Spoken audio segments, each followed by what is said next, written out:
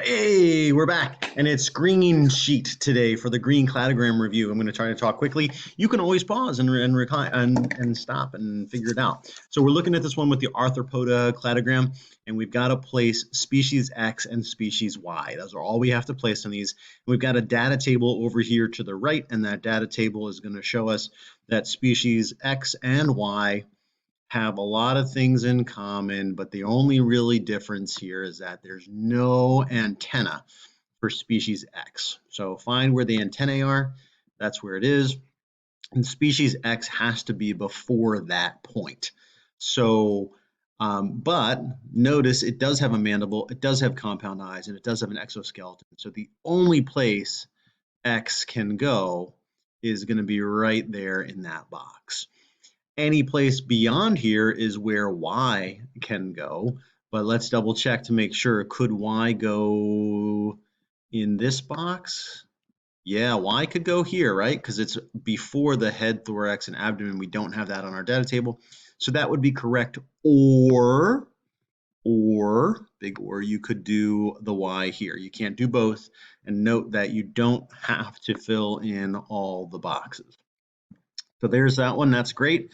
Easy breezy Japanesey. Let's go ahead and scroll down here to a multiple guess question here where we're looking at all these different things in words that you don't know in a language that is Latin, and you don't have to know what these all mean. So what you need to be able to do is interpret the cladogram. Time is going from left to right on this, and so we're looking at relationships. Are these two, which ones are the most closely related? And I'm looking at these bad boys, and you know what I'm seeing? I'm seeing that these two right here have the most similar common ancestor, the most frequent common ancestor. And that is the best answer there because rosea and cylindrica are the same. So your correct answer here is B. Fantastic. Great. Let's look at this one. I'll zoom in a little bit so we can see it a little more clearly. That should do.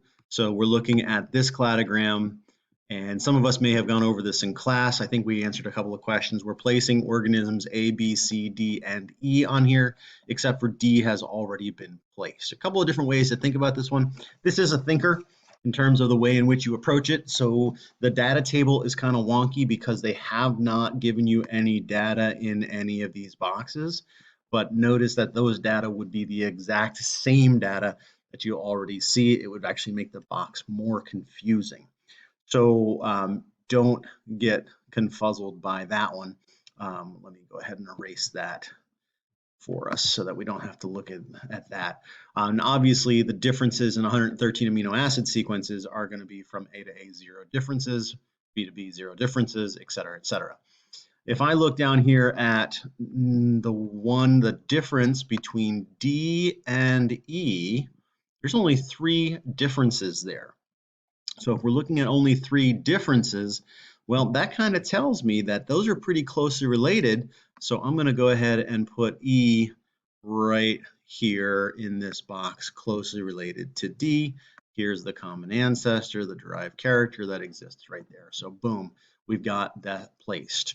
Then I look for the other outlier, and the other outlier is an organism that has a shared common ancestor way back here. So this one is pretty distantly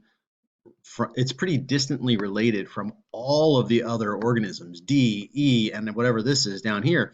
So all of them, oh, that's really sloppy. Let's get rid of that for us. All of them are going to be really distantly related to this. So the outlier on this particular one is going to be A. So A is my outlier down here. Now, unfortunately, I can't give any more details about it, but B and C are going to fit into that section right here. Either B there or C, and either one can be flip-flopped. Okay, let me scroll down so we can keep these videos nice and short. We're at 4.5 minutes right now. Let's look at the DNA sequence of the avian families. Again, trying to use big words. Don't worry about the big words. Look at the positions of the DNA sequence and then the changes that have existed. So for example, at 13, position 13, it has transitioned or mutated from the letter C to the letter A. So here is position 10 highlighted. There's 15 highlighted. 13's right there. The only one that has transitioned from C to A is the epidonyx. So we'll go ahead and just put down here a big letter E, because I'm not going to keep trying to type those in there. So, or handwrite them in there. And then if we go back to our point here, from position 31, it went from C to T. So at 31, we went from C to T. We have two of them that did that. Vireo's already posted, and that's already placed for us.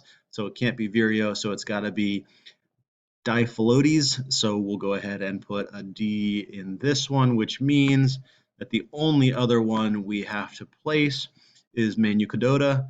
So Manucodia, sorry, didn't sound right. And then that's going to be DME for that, and that's how you would place those over here yonder. All right, and we've kept that one down to 5 minutes. Oh, 6 minutes, sorry. Close. I'm going to pause it right there, and we'll finish the other ones as separate videos.